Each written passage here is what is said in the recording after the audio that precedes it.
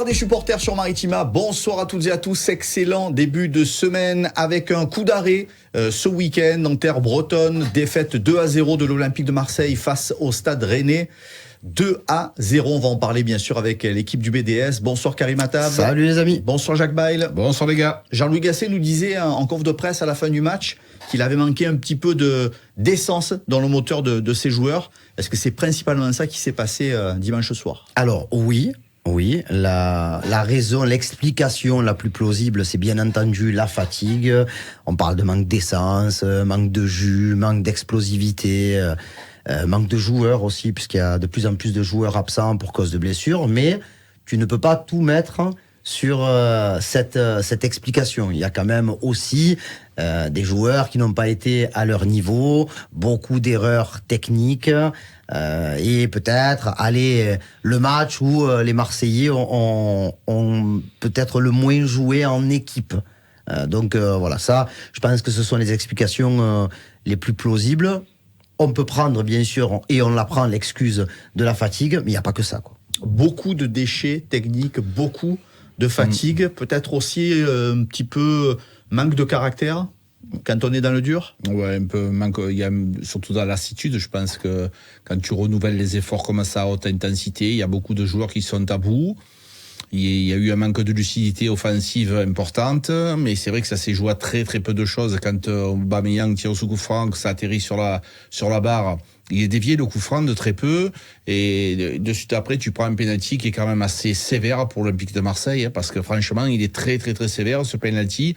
Il y a des joueurs, comme le dit Karim, qui sont en difficulté, en grande difficulté. Donc effectivement il y a de la fatigue, mais il va falloir bientôt se préparer, se reposer et nous montrer autre chose, parce que ça fait beaucoup de manque de technique. Est-ce que l'OM retombe dans ses travers, ou est-ce que c'est beaucoup de dire ça ? Non, l'OM retombe pas dans ses travers. Hein. Tu viens de gagner 5 matchs, tu en as perdu un à Villarreal qui ne prête pas à conséquences directes puisque tu es qualifié, et tu viens de perdre à Rennes, là où ça n'est jamais honteux de perdre, parce que Rennes, il y a quand même une équipe qui joue. Je pense que ce match, tu le rejoues avec un petit peu plus de fraîcheur et peut-être aussi un effectif un peu plus étoffé. Je pense que tu as une possibilité de le gagner, parce que la différence, elle n'était pas énorme hier, hein, entre Rennes et l'OM. Les Rennais attaquaient par vagues. Ils avaient mis un schéma tactique en place qui était quand même très ambitieux. Et c'est vrai que pour en avoir parlé avec un membre du staff qui te salue, l'entraîneur des gardiens, Olivier Saurin, oui, c'est sûr que eux, leur but, c'était vraiment d'attaquer à tout va, d'arriver à un surnombre. On voit sur le but de Terrier, ils sont 7 dans la surface de réparation contre 4 Marseillais et Paolo Lopez. Donc l'opération mise en surnombre, elle a fonctionné. Par contre, à contresens, on le disait hier en direct pendant le match avec Jaco, dès que toi tu avais une possibilité d'exploser en contre, tu te retrouvais à 4 contre 4, à 5 contre 5, et si tu avais mieux négocié ton avant-dernière passe, voire ta dernière passe, je pense que tu aurais pu mettre des ballons au fond. Sauf qu'il a manqué de justesse technique, d'efficacité, de réalisme, mais avant toute chose, c'est la justesse qu'il a manqué, quoi. Même au milieu, Karim, combien de fois on a vu Pape Gueye, on a vu Kondogbia, il y avait des situations de contre, ils ont manqué des passes qui étaient faciles. Donc il y a vraiment quelque chose, il y a des explications à nous donner, parce que des erreurs techniques comme ça, Marc, à un moment donné, tu peux pas faire des erreurs aussi grossières. Moi, ce qui m'a le plus gêné, c'est le problème, c'est que quand tu as des blessés au même endroit, on m'a parlé de Gigot et de Balerdi. S'il avait choisi de faire une défense à 3, eh ben tu pouvais pas la faire hier soir, parce qu'il y avait que 2 défenseurs centraux. Alors peut-être qu'il aurait pas choisi, mais tu n'avais pas le choix. Donc c'est vrai que il y a des explications, mais les explications elles sont cohérentes de la part du staff. Est-ce que ce 2-0, ça reflète clairement la physionomie du match, ou est-ce que c'est un peu sévère pour les Marseillais? Non, pour moi c'est un peu sévère, hein, parce que même si l'OM n'a pas fait un grand match, Rennes a montré, a alterné le bon et le moins bon. Donc dans les temps forts, ils ont été très forts, mais dans les temps faibles, et surtout dans les bons temps de l'OM, où il y a eu beaucoup de possessions, beaucoup de situations, à défaut d'avoir beaucoup d'occasions. Il y a quand même une très très belle parade de Steve Mandanda sur une frappe d'Aubameyang en première mi-temps. Il va la chercher vraiment au ras du poteau. Ça pouvait faire le 12e but d'Aubameyang. Jaco a parlé du coup franc d'Aubin en deuxième mi-temps. Je rajouterai 2-3 situations de contre où tu aurais dû être dans la surface de réparation, et par choix un peu douteux, une incompréhension entre les joueurs, ça ne s'est pas produit. Et Amin Harit, il en a une très belle aussi, de ramener. Alors, il y avait 2-0 à ce moment-là, mais si tu marques à 10 minutes de la fin du match, en rajoutant 4-5 minutes de temps additionnel, si tu mets un but à ce moment-là, 2-1, tout peut arriver. Donc, non, je dirais que la différence n'était pas aussi énorme que l'ampleur du score peut le laisser penser entre Rennes et l'Olympique de Marseille. Après, peut-être que la différence entre les deux équipes, c'est que l'OM a joué un match jeudi soir à l'extérieur et que Rennes n'avait pas joué depuis le dimanche d'avant, donc à 17h. Certains analysent ce qui se passe depuis l'arrivée de Gasset sur... tu fais une belle série contre des équipes qui ne sont pas le gratin de la Ligue 1. Et quand la marche est un petit peu plus haute, tu as du mal. Voilà, mais ça, Est-ce que tu es d'accord avec ces analyses-là ou pas, Jaco ? Non, mais pas du tout. Je pense que Jean-Louis Gasset a fait du bon boulot. Contre les petites équipes auparavant, on n'y arrivait pas. Cette équipe-là de Rennes, Karim te l'a dit, ça fait partie quand même des équipes importantes de notre championnat. On a un effectif qui est amoindri. Combien de fois je vous dis, si tu veux faire une Coupe d'Europe, c'est compliqué. Il faut avoir un effectif élargi. En plus que tu as un effectif restreint, tu as beaucoup de blessés. Et donc, ça pèse beaucoup. Les gars, on oublie, il y a Valentin Rongier n'est pas là. C'est notre capitaine, c'est lui un peu le régulateur. On a beaucoup de problèmes. Après, Balerdi, en ce moment, il est très important. Il t'a manqué hier soir, Léo Balerdi. Donc, moi, je trouve que les gens sont assez sévères parce que il y a un beau parcours que l'on fait en Coupe d'Europe. Moi, il y a un mois et demi, j'étais très inquiet de l'OM. Il y avait rien, il n'y avait pas de fond de jeu. Là, pendant qu'on a gagné ces matchs-là, il y avait des trajets préférentiels. On a bien travaillé, on a bien posé notre jeu. Là, effectivement, hier soir, il y a des manques criants de lucidité, manque de lucidité offensive. Ça, je vous l'accorde. Par contre, je pense pas que Rennes nous a mis la tête dans le sac, quand même. Beaucoup de blessures nous ont un peu plombé depuis le début de la saison. Quand tu entends Jaco pointer du doigt le staff médical, tu le trouves sévère ou on a le droit de se poser la question, en tout cas? Déjà, je l'ai pas entendu pointer le staff médical, mais oui. Pendant le débrief. Oui, je trouve que c'est sévère, bien entendu, parce que quand tu vois la blessure de Gigot, ça n'a rien à voir avec une préparation. Il s'est pris un train de face, puisqu'il s'est pris Pape Gay, donc ça n'a rien à voir avec la blessure de Valentin Rongier. Je pense qu'elle était un peu inéluctable. C'est pas, il faut séparer les blessures musculaires des blessures, des chocs, des cassures, de tout ce que tu vois à ce sujet. Et Bilal Nadir, et vous vous rappelez du tacle qu'il a pris. Correa qui joue plus. Vous vous rappelez le tacle qu'il a pris contre l'Ajax d'Amsterdam? Donc après, à un moment donné, quand tu as, mais bon, ce serait quand même gros de pointer le staff médical parce que Léo Balerdi a les adducteurs qui sifflent parce qu'il joue 7 matchs d'affilée. Et c'est pas le staff médical qui dit au coach, fais-le jouer tous les matchs si tu veux. Il y a pas de problème. Regarde, il y a eu un débat qui servait à rien, et qui alimente toutes ces langues parisiennes sur Luis Enrique fait pas jouer Mbappé, Luis Enrique fait pas jouer Mbappé. Ouais, Mbappé, il est un peu plus frais, il a marqué 3 buts encore. Quand il a fallu mettre le doublé à la Real Sociedad, il a mis un doublé. Donc voilà, après tu vas pas comparer l'effectif de l'OM et l'effectif du Paris Saint-Germain. Quand Léo Balerdi joue quasiment tous les matchs, c'est parce que tu n'as pas le choix de mettre quelqu'un d'autre à sa place très régulièrement. Et à un moment donné, tu le payes. Mais bon, moi je trouve que c'est un peu sévère parce que les mecs qui sont blessés gravement. On parle de Rongier, 5 mois. On parle de Nadir, saison terminée. On parle de Murillo, opération suite à une pubalgie, absent des terrains pendant plus de 3 mois. Gigot, au final, ça va faire entre 1 et 2 mois. C'est pas des problèmes. Il y a pas de claquage. Il y a pas tous ces petits problèmes musculaires. Monsieur le procureur, je vais m'expliquer. On va commencer sur Valentin Rongier. Valentin Rongier, il a une blessure assez sévère. Il a essayé de reprendre, c'est encore pas le moment. Donc je pense que effectivement il y a eu une erreur de diagnostic. Il y a eu aussi une erreur de diagnostic sur Murillo. On a pensé qu'on allait passer à côté de de l'opération, puis finalement on n'y est pas passé à côté.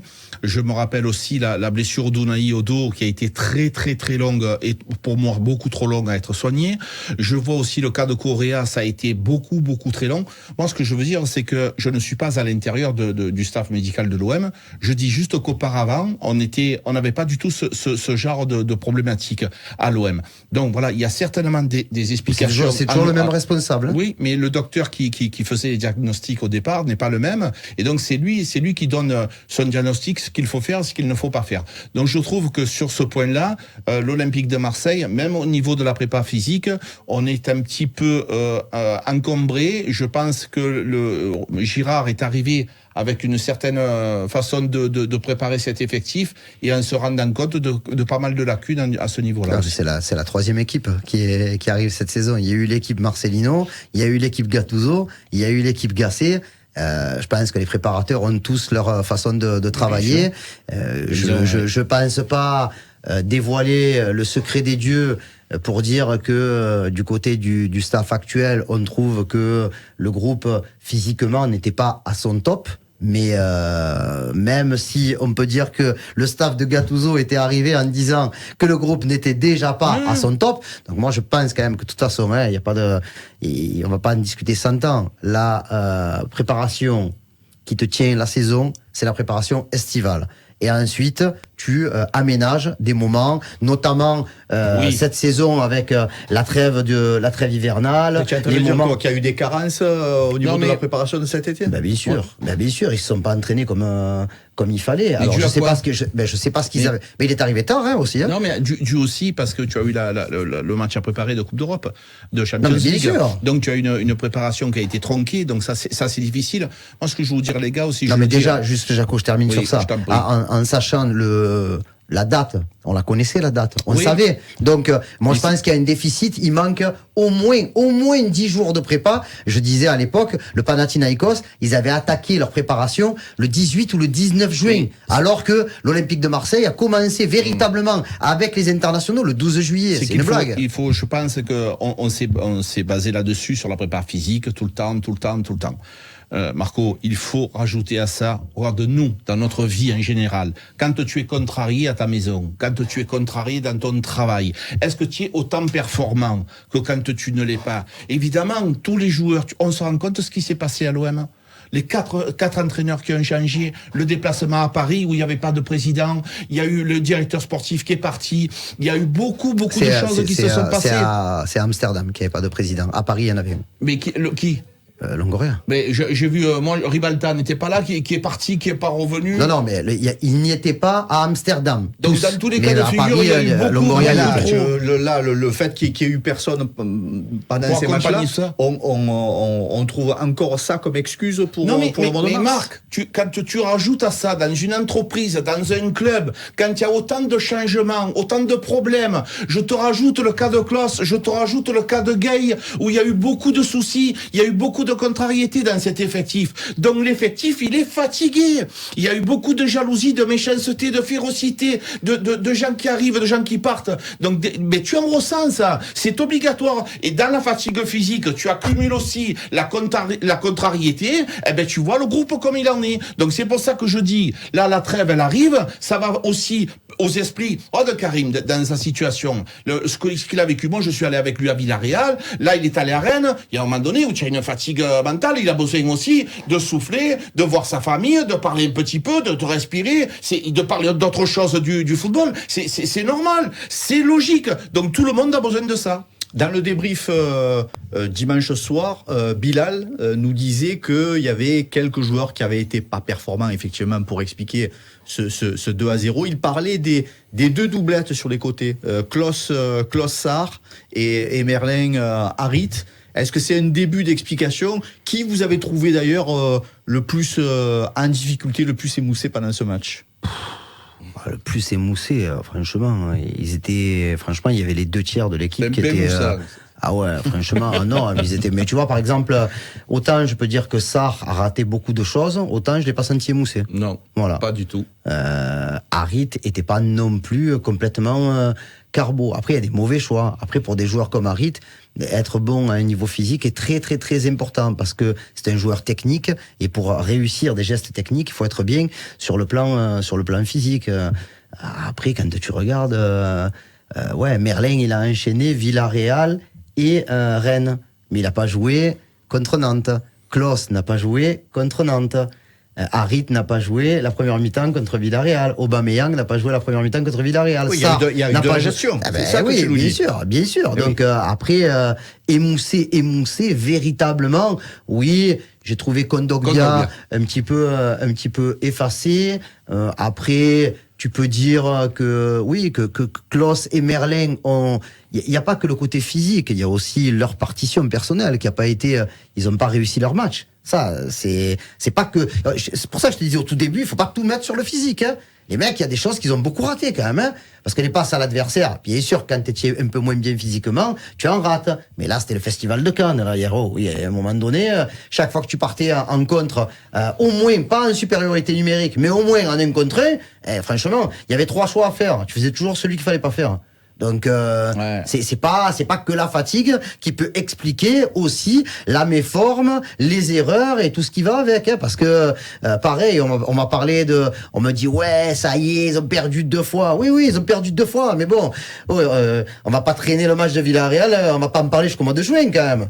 Ils sont qualifiés ou ils sont pas qualifiés? Bien sûrement. Non mais voilà. Eh ben tu as gagné 5-3 sur le match de 180 minutes. Non mais le seul tout. truc qu'on puisse vraiment regretter, c'est que l'OM ait été obligé de jouer 95 minutes pleines à Villarreal. Parce que tu avais la menace de ce 4e but, alors qu'on l'a dit, on l'a répété, si Aubameyang, je lui tire pas dessus, mais si l'OM avait marqué en début de 2e mi-temps, je pense que la suite aurait été plus simple et tu aurais pu retomber en intensité. C'est une belle équipe, Villarreal. Bien sûr, ils ont battu Valencia. Mais bien sûr, moi je trouve que les gens, d'un coup, parce qu'on a fait un superbe match, on a gagné 4-0, c'est un match parfait que l'on a fait. Mais cette équipe, il y a du talent, les gars. C'est pas n'importe quelle équipe. Donc effectivement, au match retour, ils ont poussé, ils ont réussi à nous pousser, mais on a quand même gagné sur cet ensemble de confrontations. Tu as gagné 5-3 contre le Villarreal. Donc voilà, moi je trouve que hier aussi tactiquement, il y a eu un positionnement de Julien Stéphan où il a mis beaucoup de joueurs offensifs pour aussi bloquer nos couloirs. Donc c'est vrai que moi j'ai été sévère avec Merlin et Klos parce qu'ils n'ont pas réussi à déborder, parce qu'ils n'ont pas réussi à centrer, mais c'est le fait aussi d'avoir sur eux des joueurs qui venaient les gêner. Ça a été un petit peu la tactique de Julien Stéphan. Cette problématique en départ, on l'a dit, il y avait beaucoup d'offensifs, mais ces offensifs, ils ont travaillé défensivement pour gêner nos couloirs. C'est ce qui nous a un peu gênés. Après, c'est le calendrier qui inquiète aussi les supporters dans leurs analyses hier soir. Quand vous voyez la série qui arrive entre le PSG, la double confrontation face au Benfica, Lille, Nice, Toulouse, Lens, tu te dis que ça va être compliqué de se refaire aisément. Eh ben, il faut aller supporter Sedan, Chambéry et compagnie. Voilà. Non, mais c'est vrai. Angers, ça n'a rien à voir. Non, mais ça n'a rien à voir avec ça. Marc, c'est Marc, ça. tu te rends compte de ce que tu relates? Mais c'est vrai ou pas? Jamais de la vie. Et le mot est à bon escient, on relate. Que les supporters soient inquiets par rapport à la série qui arrive, c'est pas vrai? Alors, les supporters sont inquiets par rapport à la série qui arrive. Par contre, voilà. Trouve-moi un supporter qui était inquiet le soir du 4-0 contre Villarreal. Oui. Parce que on le savait. Parce que les matchs de Paris, Lille, Nice, obligatoirement, on devait les jouer. D'accord? Et je vais plus loin, il y aura encore Lens à recevoir un petit peu plus tard. Tu as gagné 4-0 contre Villarreal. Tu avais quand même 9 chances sur 10 d'être en quart de finale. D'accord? Et tu prends Benfica. Tu prends Benfica, tu aurais pu prendre Liverpool, le Milan AC, la AS Roma, les Leverkusen. Donc, tu n'étais pas inquiet le soir du 7 mars, mais tu l'es maintenant. Voilà, parce que la série, elle arrive. Et on savait très bien qu'à un moment donné, parce que la série elle arrive et parce que tu sors de 2 défaites. Oui, voilà. Mais il y a aussi Paris Saint-Germain qui arrive. Oui, mais les gars, si on pense pouvoir lutter contre Paris Saint-Germain, il faut arrêter. Paris Saint-Germain. Non, mais sur un match. Tout peut arriver. Exactement. Tout peut arriver. Mais quand tu les vois jouer, ils sont injouables, ces joueurs-là. Moi, j'ai regardé le match hier soir contre Montpellier. C'est quand ça va trop vite. 2-2 à la mi-temps. 2-2 à la mi-temps. Ils les ont flingués après. C'est un pays. Chaque fois qu'il rentre un joueur, tu te dis, Unai Emery, il n'a pas commencé le match. C'est pas possible. On n'a pas un effectif capable de lutter. Alors, il va falloir être 300. Pardon? D'où il sort, Unai Emery? pardon. Unai Emery. Zahir Emery. Excusez-moi. Son fils. Je savais. Unai Emery, Je savais. il a un fils. Je savais il s'appelle qu'il Zahir. allait te Voilà. trucider. Zahir quand Emery. tu as fait- Pardon, excuse-moi. Mais tu vois, par contre, je viens d'apprendre que Zahir Emery était le fils de Tu es Unai Emery. insupportable. Quand tu fais ça, tu vois, quand tu fais ça, tu es insupportable. tu ne sais pas tout. Et donc, je je vous dis, je vous dis pour être propre, hein, je vous enquiquine.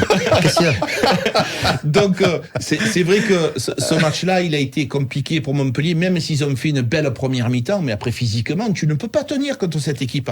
Alors, encore une fois, on va faire ce que l'on pourra, parce que tout le monde a envie de gagner, mais si tu venais à perdre contre Paris, c'est pas pour ça qu'il faut se jeter à la mer, les gars. On est un club qui va jouer contre un pays. Juste pour terminer, par rapport à ça, tu vas sortir de la trêve internationale, eux aussi. Tu vas préparer le match contre Paris. Eux vont préparer le match contre l'OM. Ensuite, tu auras une petite semaine où il n'y aura pas de match parce que le déplacement à Lille a été fixé vendredi. Paris jouera le mercredi en demi-finale de Coupe de France contre Rennes. Donc, à un moment donné, je me dis, les 2 premiers matchs, tu vas pouvoir les préparer. Les 3 premiers matchs, le match contre Paris, tu vas pouvoir le préparer normalement. Le match contre Lille, tu vas pouvoir le préparer normalement. Et ensuite, entre le vendredi et le jeudi, tu vas pouvoir préparer Benfica. C'est l'enchaînement après Benfica, où tu vas recevoir Nice, où tu vas recevoir Benfica, et tu vas te déplacer à Toulouse, qui va être dur à gérer. Oui, bien sûr. Parce que sinon, je sais pas, ou alors si tout le monde préférait jouer un match par semaine,